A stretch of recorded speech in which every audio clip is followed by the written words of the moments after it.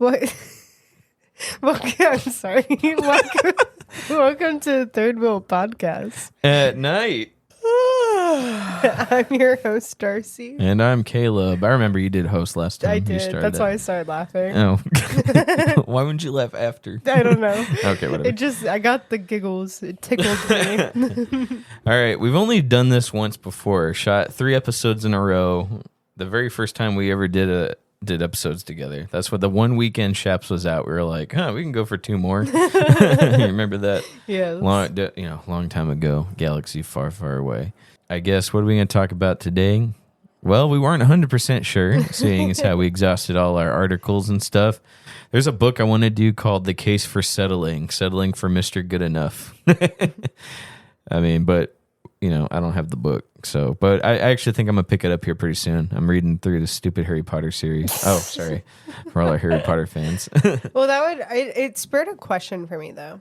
Okay, cool. What you got? So, in your opinion, what's the difference? You know how sometimes people have like overly high standards and they need to like lower their expectations because they're just like doing too much of these like non-negotiable stuff. Yeah, so, everyone knows how I feel about that. So what's the difference? Like, where does that end and settling begin? Well, I wish I had her book already, but basically, where does that end, you think? When is it good enough? I don't know, because it should vary by everyone. Like, everyone's different, obviously, but when you have really low standards, like, you got to find out, I guess, what really makes you happy.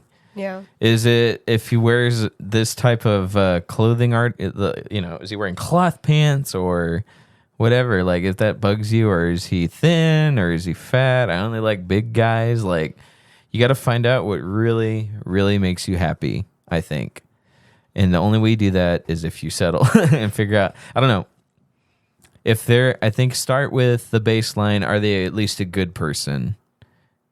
And then go from there.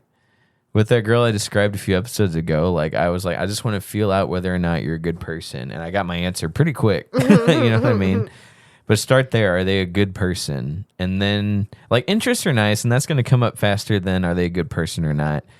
So, because I wouldn't even say, like, you don't have to focus on stuff you have in common. I'm not saying go the opposites attract route, but, like, I would say just start off, like, are they at least a decent person? And then go from there. Does that make sense? Yeah. Do you agree, disagree? I think that's a good place to start for sure. And then what should I be building to? So, like, for example, obviously I never at any point settled for Paul. Paul's amazing. Correct. I could never do better than him in 100 lifetimes. You're right.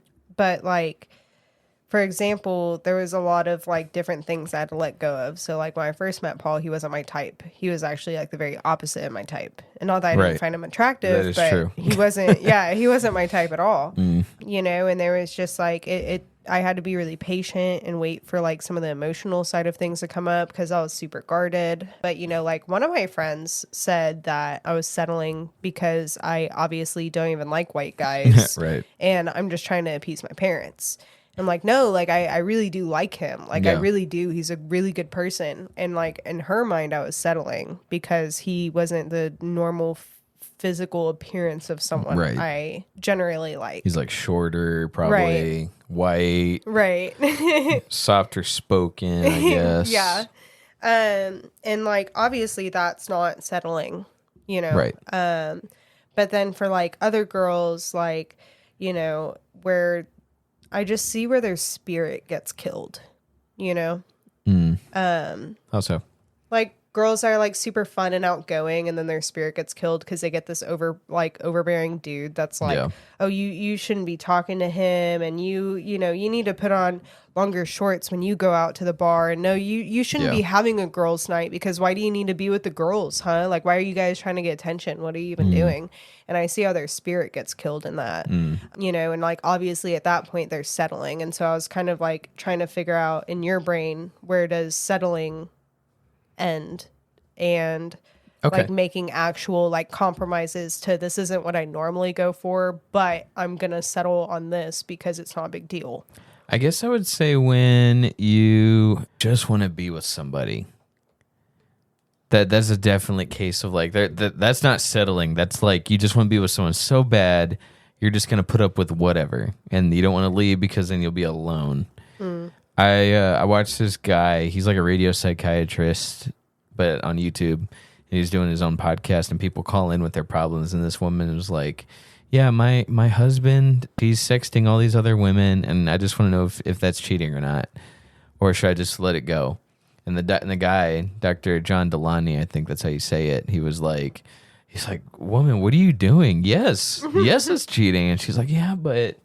He's just, and she just kept coming up with all these stupid, like, reasons to stay with him, and he wasn't getting through to her. So Yeah. I was just like, so yeah, I don't know. When you're in denial, Okay. maybe that's a better way to put it then. Okay. When you're in denial and you're letting all these really bad, toxic behaviors and bad practices go because you just want to be with somebody. I think there's a difference between settling and living in denial. I'd actually say that's the difference. Okay. What do you think? Yeah, I think that's good. That's better. 'Cause, like- I did better that time. Yeah, you did. I'm gonna cut the first 4 minutes and be like, denial Yeah. Just make it sound like you thought of it on the spot. on the spot. Yeah, like whenever I was asking that question, you didn't even let me finish, and you were like, 3 a.m. Denial. Yeah. Yeah. Okay. I'm upset. I know what Delulu means. I hate that trend. I hate don't it too. know why. I hate it. Like, it just like, I don't know. Like I don't know. You're trying to make a word cutesy. Cutesy wootsy. Yeah, cutesy wootsy. I'm sleepy weepy. But yeah, but like the actual like word is not No. cute. Like Delusional. If you're like, that is not cute. No, that that's is not horrible. cute. And so you're trying to make it like, yeah, like I said, this cutesy wootsy word, and like, no, that is not cute. That's a bad thing. Yeah. I guess that's a form of coping. Yeah, maybe. Where you're I don't trying know. to be cutesy wootsy about it. What was it I said to you one day where like you just hated it or something? A lot of things, if I'm being honest with you. We're not playing truth or drink, but if we're speaking our truth, comrade. We're about to have drinks. Yeah, we're about to be drinking for real. Oh, I'm so excited. I know. Your husband, my fiance, are about to go to town. So full disclaimer. Not that kind of go to town. We're not going to the farm. We're not going country bumpkin No. in here. Oh God. Country one tree. We ain't doing that. Oh no. Oh hi, honey. You're home early. Anyway. Oh my gosh. Oh no. So shoot, I had a question then. I forgot. I was laughing too hard. So denial. Here, let's see what's one of these cards. Name a time you were in denial. Now, I think you've told me all your denial relationships, right? I think so. I mean, like I really only had like A couple. one actual boyfriend, and then one guy that like I dated for a time after that. So I've only had like 2 relationships before Paul. The one guy I really don't even count because it was only like a month and a half. Yeah, but and he was we like the were worst. dating. He wasn't the worst, but he was kind of just like a piece of crap in his own way. But I mean, I was pretty like. I would say I was pretty delusional when I was like 16 and in denial with my relationships. Because there was a lot of people that I thought like cared for me, and people that would be like, "Oh, we're like a family. You're like a sister to me." Yeah. And then they would just like use me for different things or do certain things. And it's like, looking back, obviously these people never gave a crap about me. And they probably couldn't look me in the eye to this day because of some of the ways they just took advantage of me and stuff. But there was like people I genuinely, as a 16-year-old, felt like I was in love with, and that I was ready to like run away with, spend a lifetime with them, or not even a lifetime, but just run and go be off with them, Yeah. But yeah, they were really, really awful people. Well, this is what happens when you start the show without a proper topic in mind. You run out of stuff in 10 minutes. What? What? You didn't run out of things. Yeah, that's fine then. Let's see here. Do you want me to open my phone? No, it's fine. Okay. Let's see here. Tell me about adjusting to a long-term relationship.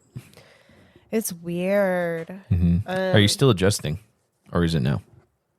Now it's just kind of normal life. It's really strange because, like, the longest relationship I had before Paul was 9 months. And that was, like, on again, off again. So, like, technically, if you go, like, from dating to breakup, my longest relationship was 3 months.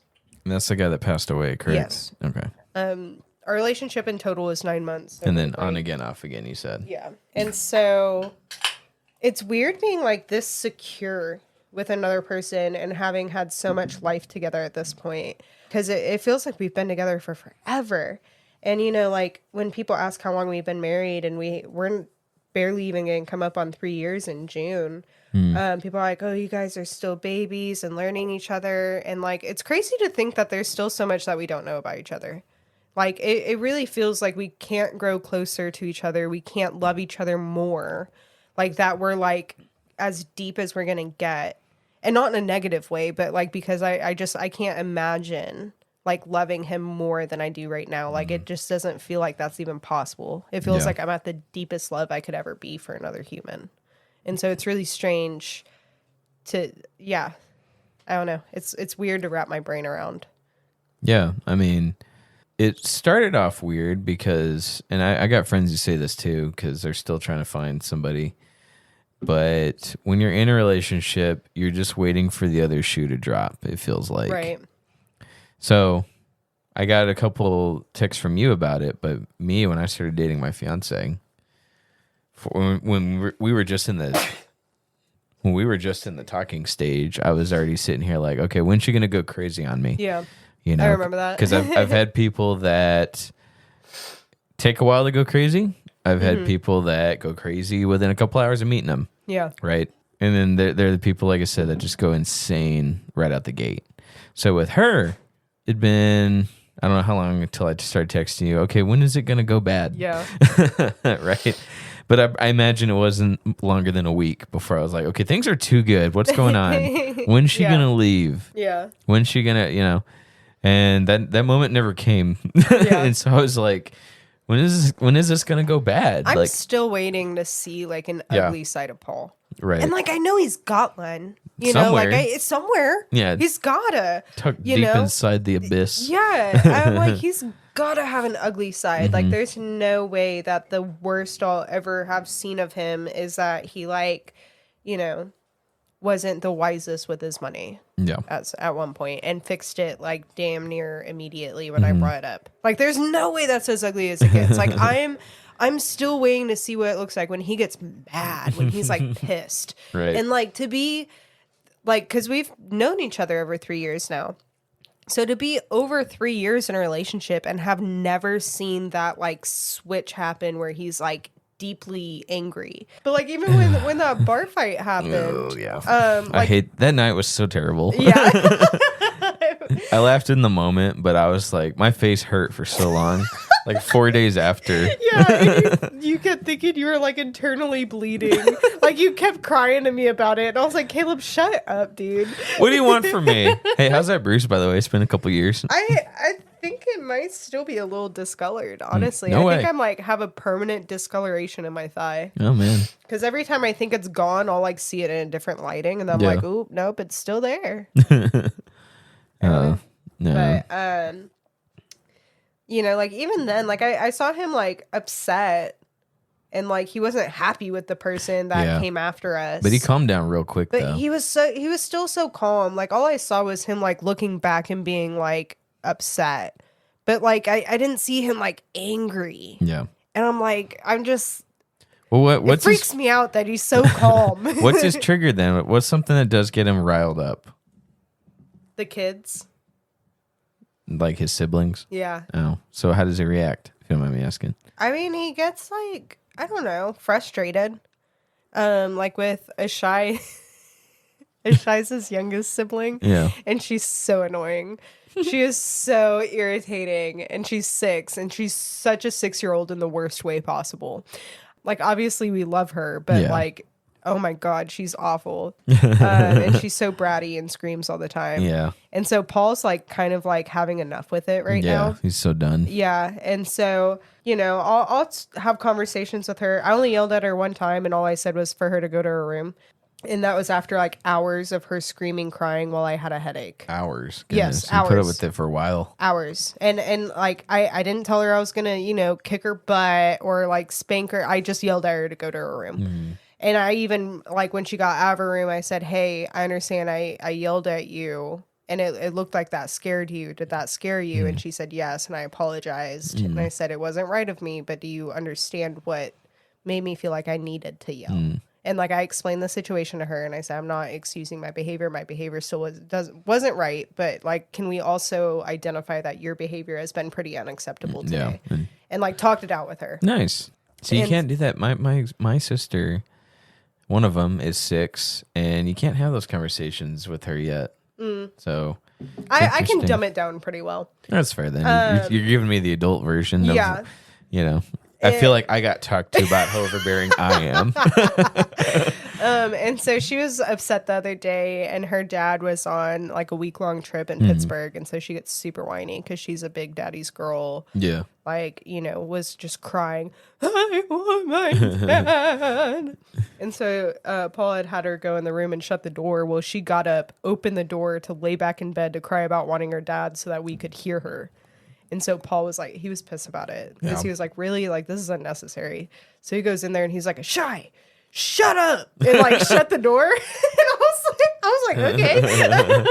And like, like it kind of shocked me. Yeah. Because like Paul doesn't talk like that. Like he doesn't tell you to shut up, like he's normally very sweet and kind and gentle and loving. I'll tell you, kids and really like bring it out of you. when I saw him tell a 6-year-old to shut up and just shut the door, he was like, you better not open this door again, and shuts it. And I was like, okay. And like, but even then, like, I don't think that was like an ugly side of him. Like, she was being a brat. Like, and they're siblings too, he's not talking to his daughter like that. He's talking to his little sister like that. And siblings tell each other to shut up all the time. So even then I'm like, he's still not like being like wildly angry, like he's just like fed up. So if we're moving down the timeline of a longer term relationship, then what was your point where you got scared? You say every girl gets one scared moment, and like I might have to end it because it freaks me out, It was after I said, I love you. That's very vivid. Was there only one instance you got scared, or was there more than one? No, I mean, there was a couple times where I would sit there and be like... That was the big one. Yeah. Okay. Yeah, that was the big one where like I straight up thought about either self-sabotaging or running away or just telling him I couldn't do it or something. Okay. I like the other two. How would you have self-sabotage? I'm curious. Or do you know? Is this so unpredictable? I have no clue. I mean, it could be anything from like, I don't know, just making it like doing something to where he wouldn't have wanted me, whether it's I like slipped up into drugs again, or I've even had points in time where like I just didn't want somebody to want me. So I told them I cheated on them, even though I didn't. That is a big one. Yeah. And so like, I think there was a time I told somebody I cheated on them, and I like straight up didn't. I don't know. So self-sabotaging can be anything. It could just be me like telling him I didn't want him even though I did, just because I thought I didn't deserve him. It also like, I don't know, it freaked me out. And Paul's like so like sweet and emotional, and I've been raised for men to be completely unemotional or they're weak. Yeah. And so it was weird for me seeing like the emotional part of a guy. And so in my head, I'm like, oh, this guy is like, little, B word or something. I don't know. I don't know how else to describe it. But like, in my head, I'm like, oh, this dude's weak and because he was emotional. Yeah.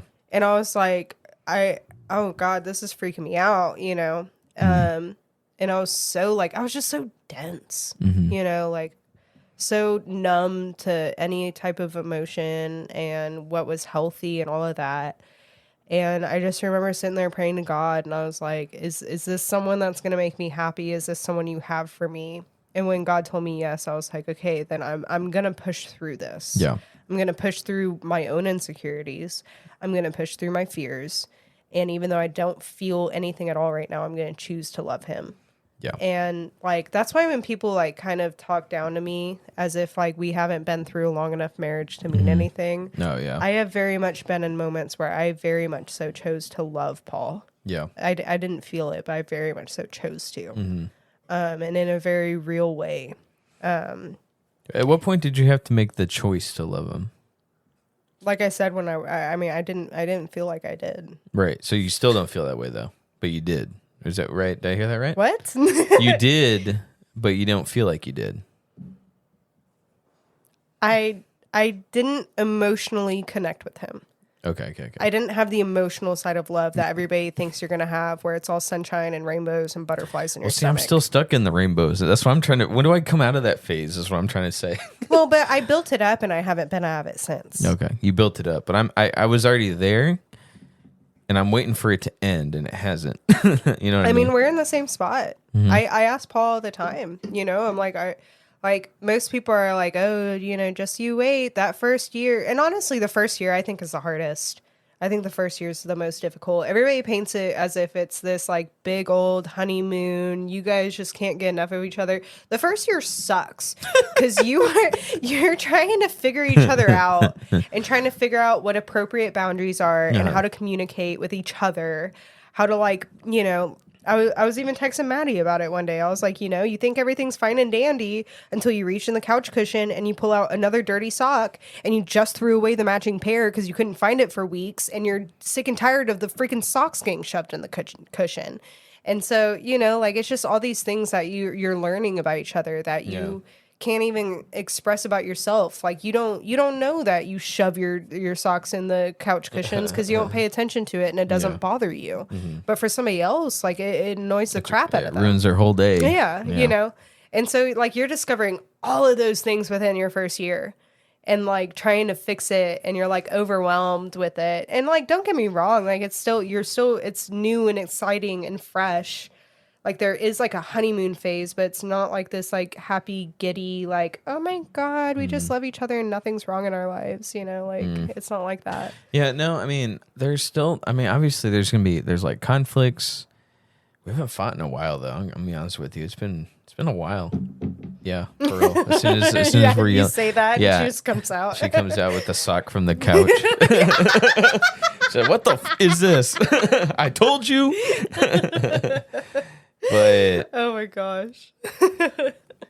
It makes me worried when we don't fight because then it's like, is the spark gone? But no, I don't. No, that's obviously not true. But it's like, did you hear? No, I didn't. She said, if you want to fight, we can fight. Well, she needs to pull up a microphone and get over here. If she's gonna try and comment. Are you okay? Why'd you put that down like a beard? You look like you got one of them. It's hurting the top of my head. The top of your head? My ears feel horribly cupped. My ears feel fine. I feel like, have you ever seen those bald guys where they wear like their headphones for their Xbox all day and they have an indentation in their skull? No. Oh. But I can imagine. Okay. Well, that's what it feels like right now. It feels like I'm like indenting the top of my skull with these headphones. It's always my ears. I feel like. Yeah, no, my ears feel fine. Okay, well, that's cool. No. So I was talking to a buddy of mine who is at this point in his relationship has only gotten into like small squabbles with his girlfriend. And until you get to a big fight, the small stuff feels bigger than it is, I'd say. Yeah. My fiance, I think, is the first person where I had actual healthy disagreements and healthy fights that we worked through. I was like, where are you going? Actual unhealthy what? I'm sorry, I messed up. I'll have to fix that. We had when we disagreed, we had healthy arguments where we talked it out. We both discussed. Oh, I see. It's just his hair, though. It looks like his head caved in.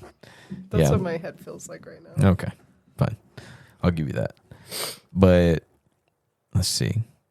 I'm trying to pinpoint the spot where I was like, I think this is going to be okay. It's hard to pinpoint because there were several. Like, I think one of the big things was we both liked the same niche things. It wasn't just like we had similar interests. We had niche interests in common, like scary movies. Like she loves. Oh, here's one of the moments where I was like, okay, this is real. She started playing a very niche video game on her computer. It's called Hearthstone. And I was like, hey, babe, do you think you can keep yourself busy for a little bit? She's like, sure. And then she starts playing Hearthstone. I was like, oh my God, how do you know what that is? She's like, oh, I used to play it all the time. I was like, okay. That's when I knew. Yeah, I don't know. Like, me and Paul have a very like unique testimony of how we came together. So I always knew he was my person. Yeah. And I think that's what made it easier for me. You know, like I knew to push through those moments where I wasn't feeling it, or to where like he did something that I found unattractive, or that's what it was. When he would get emotional, I found it highly unattractive. And so it would really turn me off, and I'd be like, ooh. Well, that's the thing. I haven't had anything yet that's pulled me out of it. Is that unhealthy? That's what I'm curious about. Well, and in the beginning, I was coming from a lot of abuse and stuff like that. Yeah. And so there was a moment that I said, I love you. I did mean it, but it made me uncomfortable. And so Paul kept saying it back, but then I realized it made me uncomfortable, and I had to tell him to stop. The second time I said, I love you, when I meant it and felt it and accepted it from him, from that point I have never come down from that like emotional high. Okay, cool. Yeah. And like, I mean, we've had fights and arguments for sure, you know, but like that I feel like I was there for some of them. I wasn't, but it feels like no, you were for some of them. 3 a.m. There was one time you were there, and I think you like almost left or something. Yeah, you're right. Because I'm like super controversial, or that's the word, confrontational. Right? Confrontational, yeah. There you go. I'm very confrontational, so if something's pissing me off, I'll let you know. And he had tried to pull the "I'm sorry," and I was like, I don't no, think you not. are. Yeah. I remember that. I mean, I guess there'll be plenty more of those between me and my fiance, but yeah, we'll see. I don't know. We haven't had really anything to fight about yet. I think the most arguments probably come in your first year of living together. Yeah, which we were not living together, by the way. Right. For the record, we're. You know what's interesting to me? It's been tough. Actually, me and Paul fought a lot more when we were dating than when we got married. But like I would say the majority of our arguments were in our first year while we were still figuring everything out in each other. Well, maybe the worst is behind us. Possibly. Yeah, we'll see. But I doubt it. Yeah. I don't know. Like I said, there's a lot. There's such weird things that come up that you don't think to bring up before you get married. Well, there's some stuff that I don't feel like is worth bringing up because it's like a personal problem on my end. How do you feel about that? Yeah, but like, even if it's a personal problem, like at the end of your long shift and the double you work that you didn't want to work, and that's what you come home to is what that if it's like really personal stupid? Problem. There's so many stupid things that you guys are gonna have problems with. I guess. Like, I'm telling you right now, but I have to air them out. Not necessarily, but like if it's something that's gonna build up, like you know, I don't know. Well, yeah, but sometimes I even tell Paul, "Hey, I know this is a problem with me and something I need to work on, and not something you need to fix. But just so you know, this is bothering me, and I'm trying to work on it." What if it's something she can't change? And why should she? You know what I mean? Like, why should she change this tiny thing that is really nothing? You know what I'm saying? Maddie's daring you to give an example. Yeah, that's not happening. Not on the air. Look, babe, if you're gonna contribute, you need to grab a microphone and get over here. You know what I'm saying? Yeah. I don't know. So you think I should go ahead and talk about it? I air everything. That's me personally. Paul knows how to deal with that for me. Some people might see that as micromanaging, and that might annoy them personally. I don't know if Maddie's that way. Like, I don't know if she's going to feel micromanaged if you air out everything that annoys you, whether you preface that's your own personal problem or not. I know Paul can, like, understands what I'm doing whenever I do that, but for some people it might not come across well. Yeah. So like that's what I'm saying. Like, your first year, you're figuring out what you communicate, what you don't, what bothers you, what doesn't, what bothers you, but you know it's a you problem. Yeah. You know, like that's all gonna come out. Yeah. I'm not trying to freak you out. You It's can't still a freak good me time. out. It's yeah. too late. I already proposed. Can't back out now, boy. It's still a good time. Like, don't get me It's wrong. a good time to freak out and leave. It's not this big miserable thing, but everybody paints it as if it's, like I said, like you're just skipping through rose petals, and it's like, no, that's not quite it. I think if you guys make it through year one, I think you're on a really good track. I was gonna say, yeah. I mean, I do hear year 7's rough.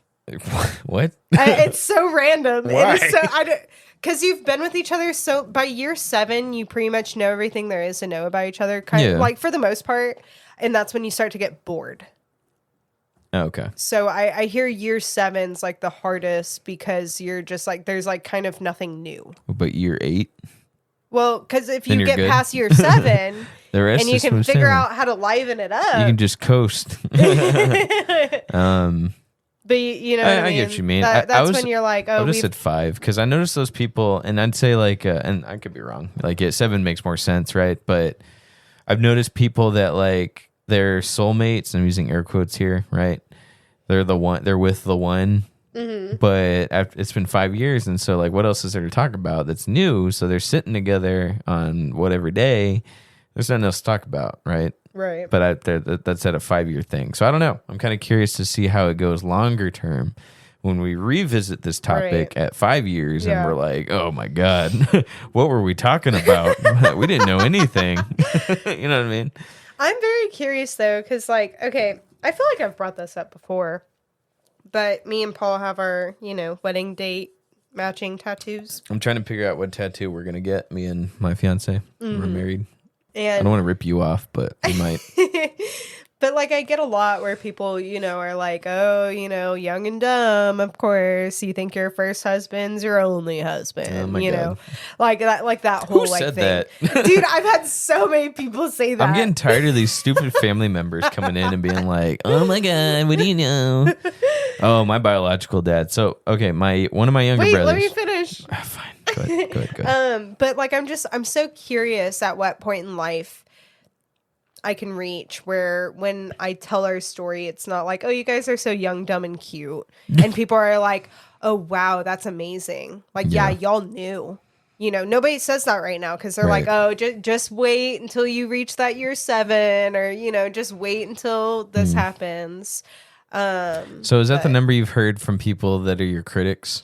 No, that I like legitimately like did like a Google search. I mean, that's fair. That's better than listening to family. Because I've asked a couple people personal experiences. I've gotten a couple 7s before. Yeah.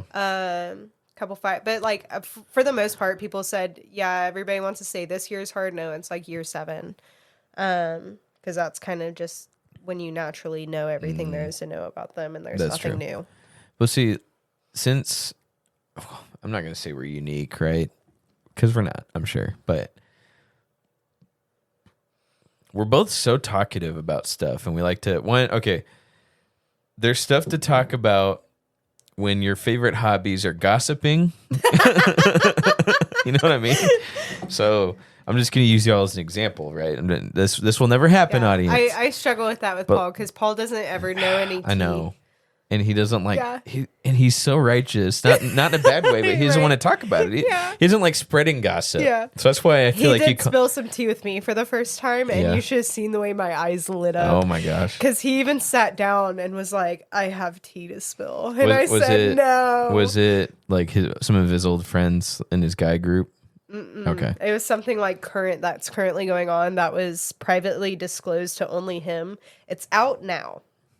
But it was privately disclosed to him, and he filled me in on the tea, and I was like, my eyes lit up, and I was like, tell me more. No, I was just curious. Well, in general, he doesn't like to gossip. Right. Okay, and I respect that. Yeah. But that's boring. You know what I'm saying? Why do you think you're my best friend? That's what I'm saying. I gotta get it out somewhere. You call me. Yeah. Because I ain't gonna lie. Like sometimes when I tell my fiance, she's like, "Oh man," and then wants to move on. I'm like, No. I want to keep talking about this. You know what I mean? I want to talk about I want to start dreaming here. You know what I mean? But so that's one thing. Now I do play into the false reality. Oh yeah. Oh God, we're so bad. I know. No, we're not. No, we're not. Yes, that's we why are. that's why the spark is still there in our friendship. But I think it carries over to relationship too. Okay, so by year 7, there's still gossip to be had. Okay, we both like the same like entertainment.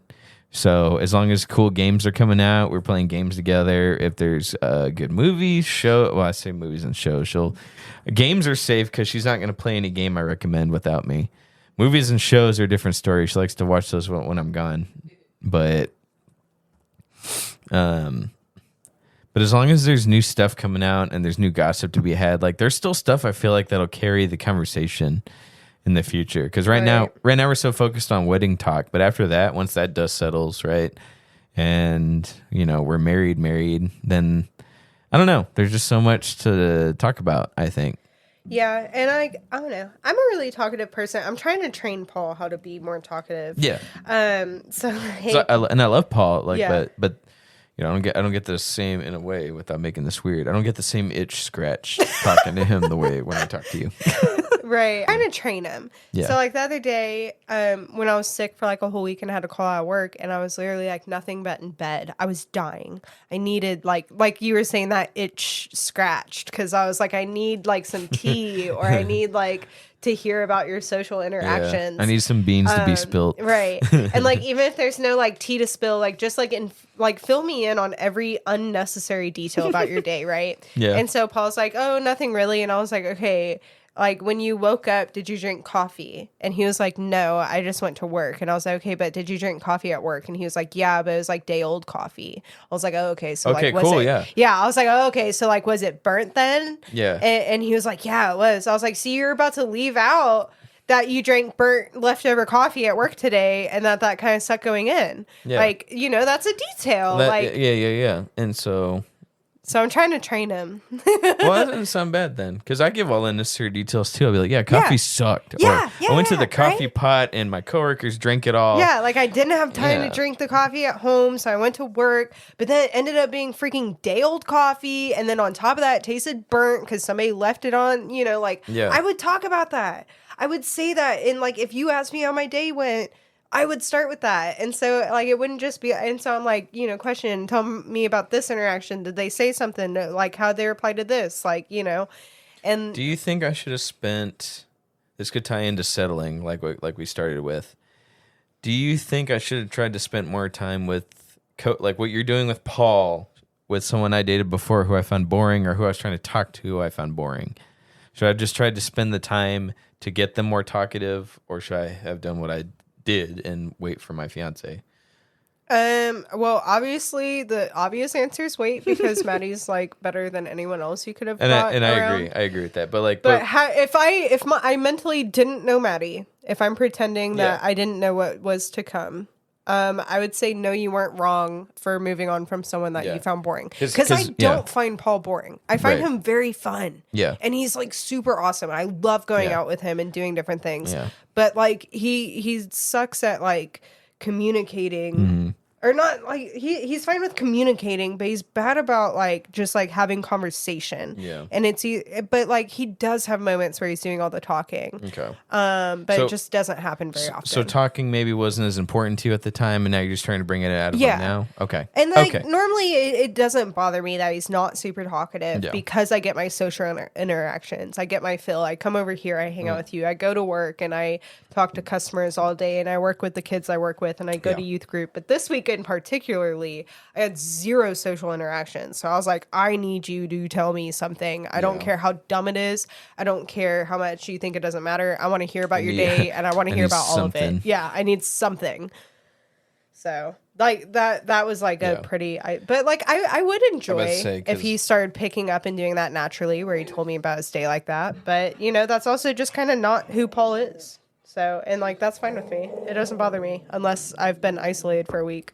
It's hard to describe. Like I just really lucked out because Maddie has all that stuff I wanted already pre-built in. Right. I don't have. There's nothing really to coach or like what you're describing with Paul, where you're trying to bring something out of it. I don't really have to do that at all. Everything's already in there, which is really great. Yeah. But I'm wondering, because you're describing it, you're like, Because you've always been told not to try to change anybody. Right. But where's the line then? Where's the line on you're trying to bring something out of someone and you're trying to change them? Where do you think the line is? Trying to get them better at something, improve on something, right. or change them? I mean, the line, first of all, if it's a problem, it needs changed.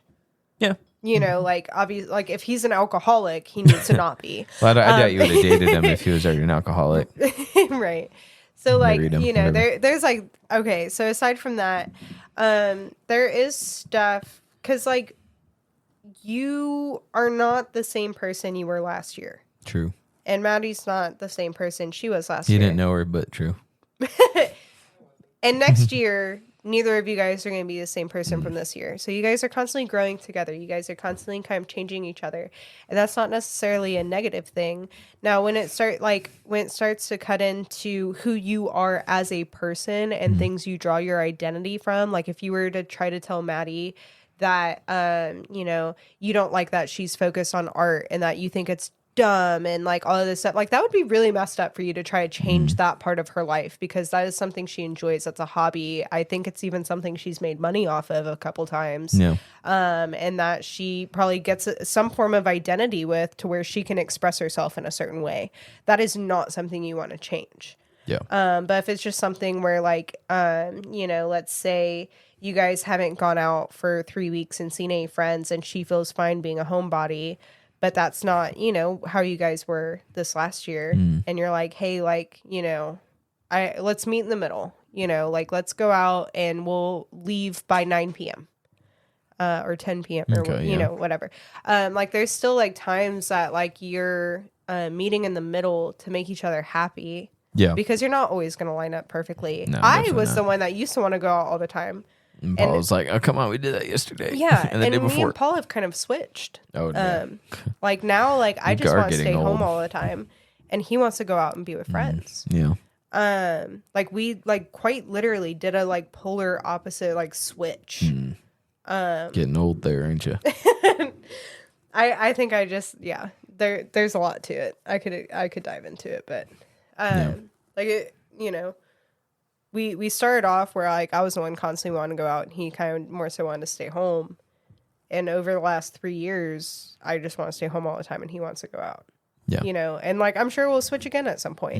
And, like, fair. there's times we meet in the middle, you know, like, in the process of that switch where we're at the same point, and it's, like, the best time ever. Because we're like, both of us want to go out the same night. Both of us want to stay in the same night.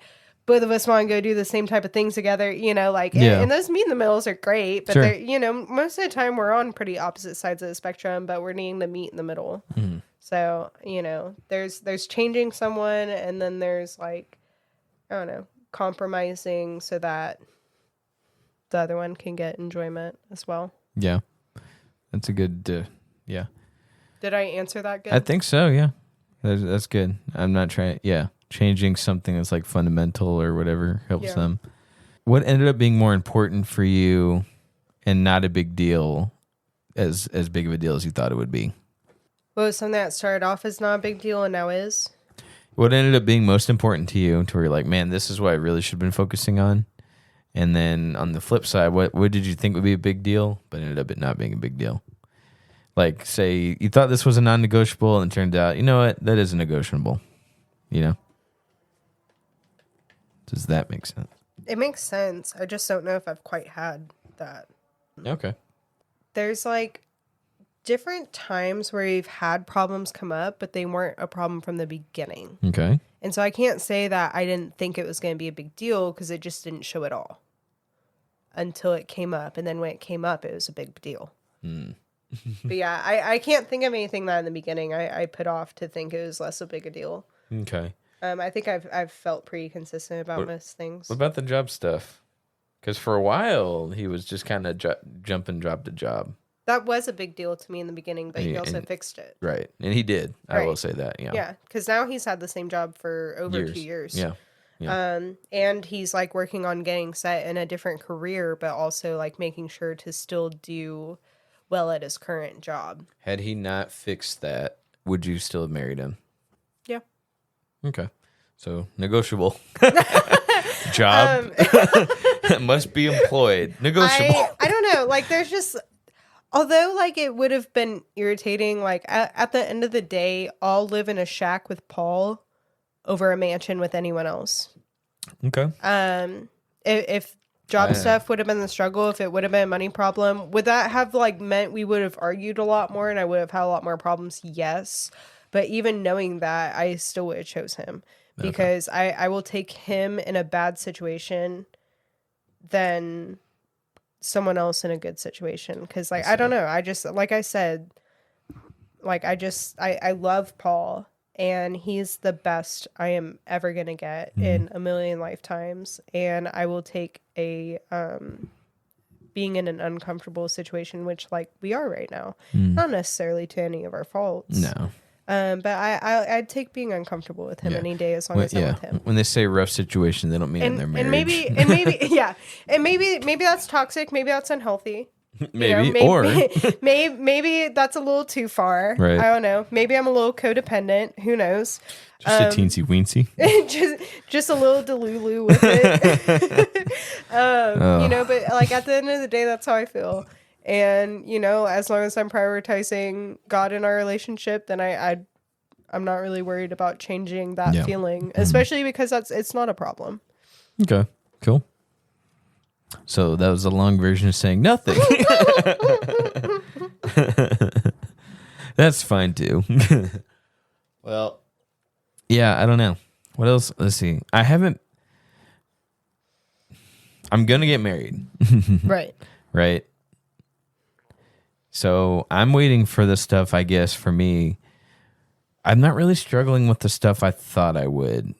A lot of people struggle with commitment. I'm not like worried about, oh God, this is it. This is my whole, I'm not worried about that. Because I want it. I've been wanting it. That's what you were talking about. What do you mean? Okay. With yourself? Yeah. Okay. I was taking it as stuff with only Paul. I thought it was going to be a bigger deal for me to stay sober. No, I was moving on to another one. So, no, I'm talking about stuff that people have told me to worry about. Yeah. Or at least other people are scared of. So people are scared of kids. People are scared of being tied down. A lifelong commitment. People are scared about that. I'm really not. That's the thing. It's like, I'm not scared about being married, lifelong commitment. Because, I've always desired it. So why would I freak out at something I've desired and found? Right. So I guess I've never had that struggle. And then I'm trying to figure out what... I've always been scared of divorce. So that fuels my desire to, no matter what happens, make it work. Now, I know Paul has stated if you cheated on him, he'd stick around. I'm wondering how I'd feel about that. Yeah.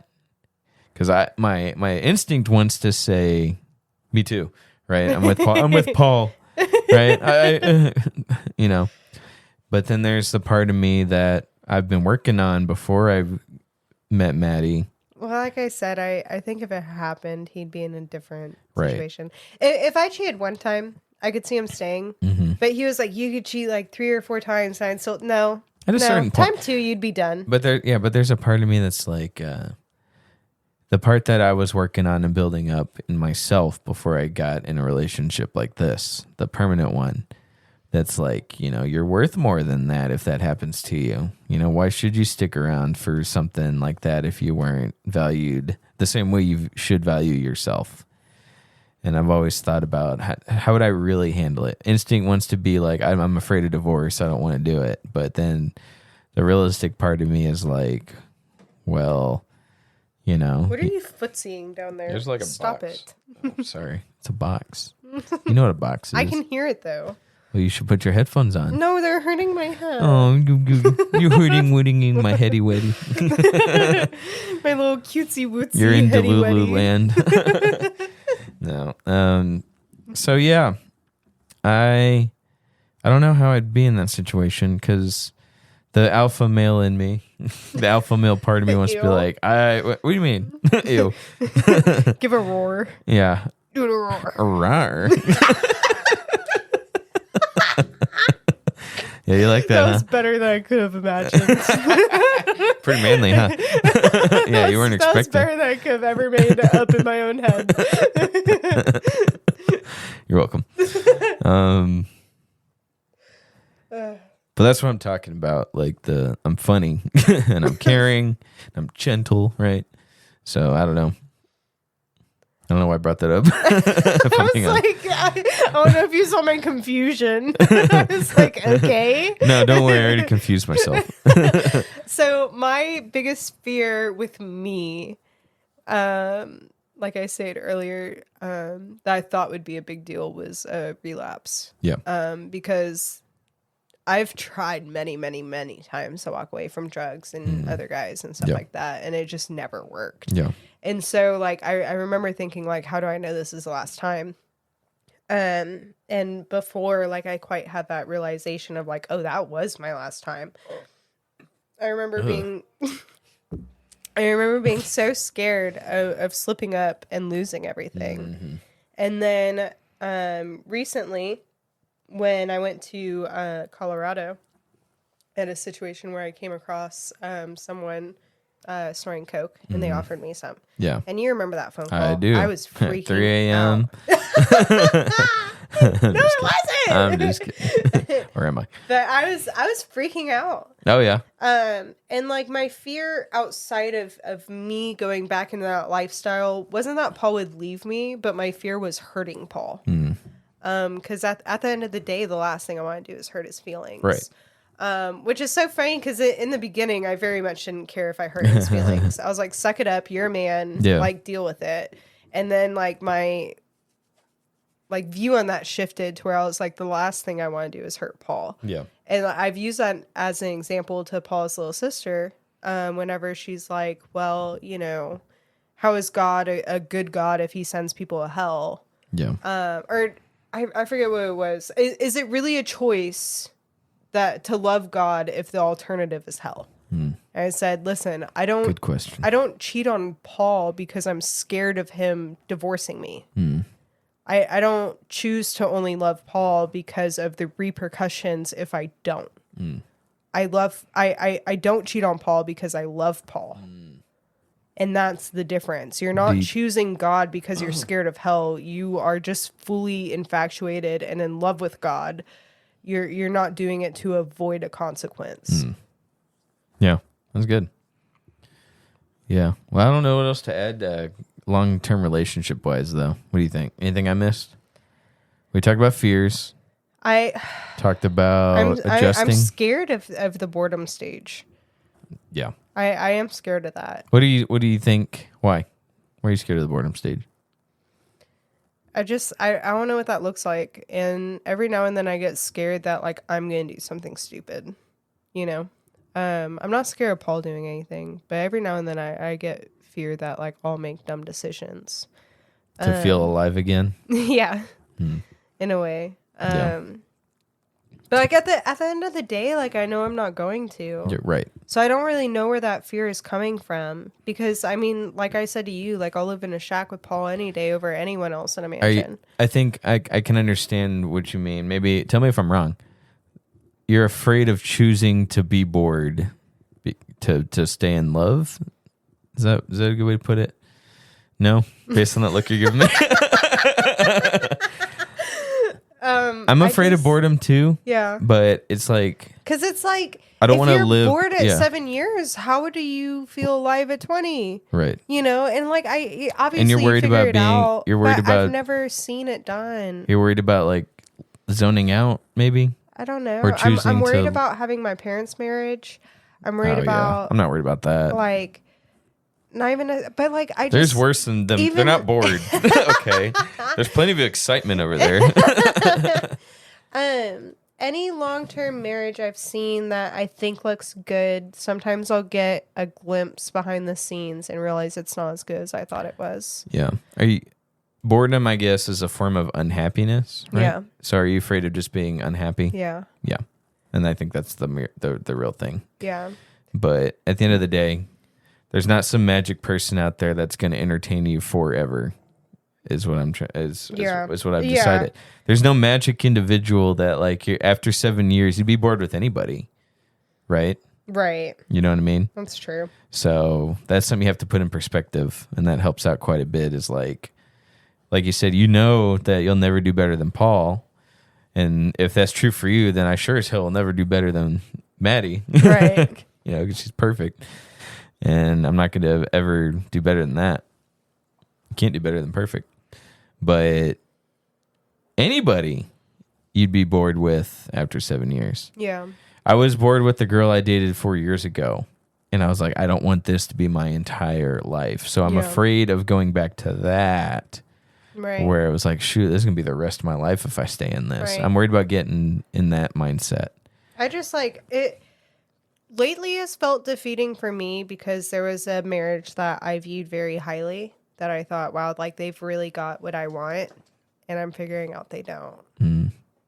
And Are they divorced or just unhappy? No. Well, neither. But it's just like there's just so many like problems that they've had with each other for like 10 years. And both of them have settled on this is the way it is and this is the way it's staying. And I'm like, oh my God, like, please tell me that's not where me and Paul are going to end up one day. It freaks me out. And it's Because these were freaky. like People that you actually look up to. yeah, these are And you were people I like- look up to and people I even thought I could get marriage advice from them. And I remember asking this woman a question the other day and she was like, I don't know, you want to tell me what that looks like? And I was like, oh, do you guys not have that? You know, and like there's a lot of hurt between them over a decision he made a while back. Not of any unfaithfulness or anything like that. But something close enough.